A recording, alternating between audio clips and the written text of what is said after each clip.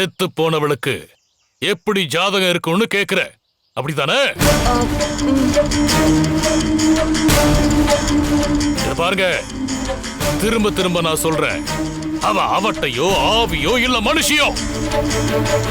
இந்த ஆராய்ச்சிக்கு யாரும் போகாதீங்க. அதையெல்லாம் கேள்வியா கேட்டுக்கிட்டே இருந்தா நமக்கு மிஞ்சறது வெறும் குழப்பம் மட்டும்தான். அவ என்ன வேணா இருந்துட்டு போகட்டும், அவளை அழிக்கிறது மட்டும்தான் நம்ம எல்லாரோட ஒரே குறிக்கோளா இருக்கணும். புரிஞ்சுதா? புரிஞ்சுதா?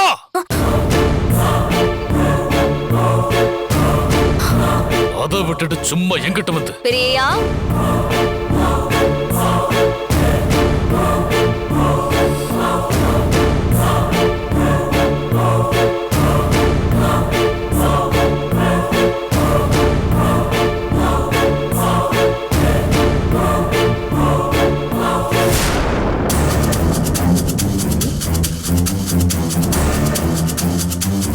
ரூம்குள்ள கதவு சாத்திட்டு பேசினா போர் அடிக்குதுன்னு நீச்சல் குளம் கிட்ட வந்துட்டீங்களா? நல்ல குளுகுளுன்னு இருக்கு.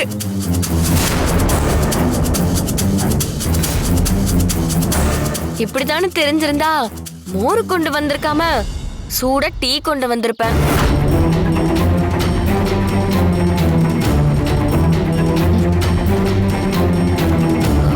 பரவாயில்ல, இது கூட ஹாட் மோர் தான்.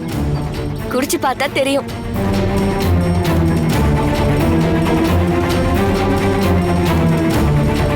என்ன எல்லாரும் ஒரு மாதிரியா இருக்கீங்க? என்னன்னு புரியலையே. பெரியயா ஜாதகத்தை அல்பாயுச ஜாதகம்னு சொல்லிட்டாங்களா?